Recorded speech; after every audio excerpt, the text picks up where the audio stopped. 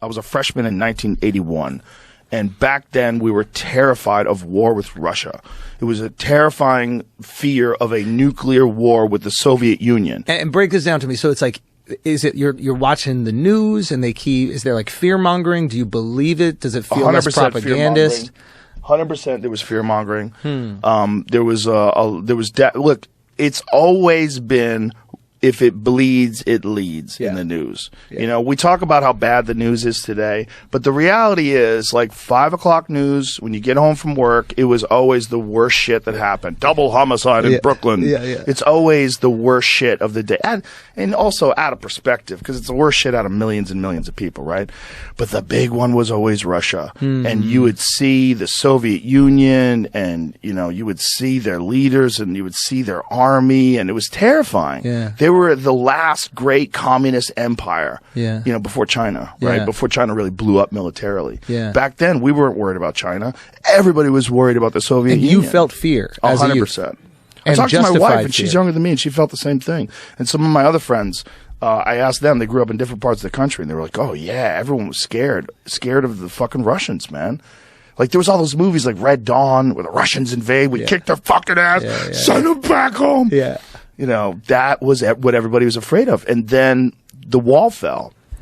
And so when the wall fell and the Soviet Union collapsed, we have to realize, like, that was a monumental change in the world. People relaxed. Look, we relaxed. I was like, thank God, there's no more war anymore. So what year is this? What year was the collapse of the wall? What year did they blow? I want to say 89? 90? So then the 90s comes on, and then what year was it, Jamie? 89. Okay, so 90s. So the 90s come along, and no one's worried about war anymore. Yes. Is there a cultural apathy? Because there's a lot of bad things were made in the 90s. Some of the worst American cars that have ever existed were made during the 90s. We got real sloppy in the 90s. I look at, like, one of the things I look about with America, like how in tune America is what's their cars like? What's their cars like? So Space Race produces some of the most beautiful cars ever. Space Race and psychedelic drugs. So Space Race is what? Direct correlation. 60s? Yes. So you have all the cars that are coming out. 50s too. 50s, 60s. 63 was when Kennedy says we want to put the first man on the moon. So they're using all that crazy space influence, or like spaceship influence, on the cars, and there's no restrictions, right? Not much space influence, really. I mean, some of these big, like, what is it, the big Cadillacs and stuff like that, they look like a fucking spaceship, they do. Right? Yeah, the old ones. And there was no restrictions, right? Like, you didn't have to go, okay, it has to have this much gas mileage. Right, none of that. You could just make whatever the fuck you wanted to make.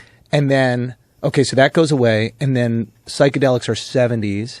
Well, psychedelics are 60s. Oh, yes. And then in 1970, they passed this sweeping Schedule 1 psychedelic act that makes all those drugs Schedule 1 forbidden drugs. All the drugs that are non-toxic, like psilocybin, like things that your body makes, like dimethyltryptamine, all those things become... That's DMT. Yeah. All those things become Schedule 1. And then automobile design drops off a fucking cliff. That's funny. I mean, drops off a cliff. It's not totally... I mean, there's a correlation. It's maybe not totally the cause, because it coincides with the gas crisis.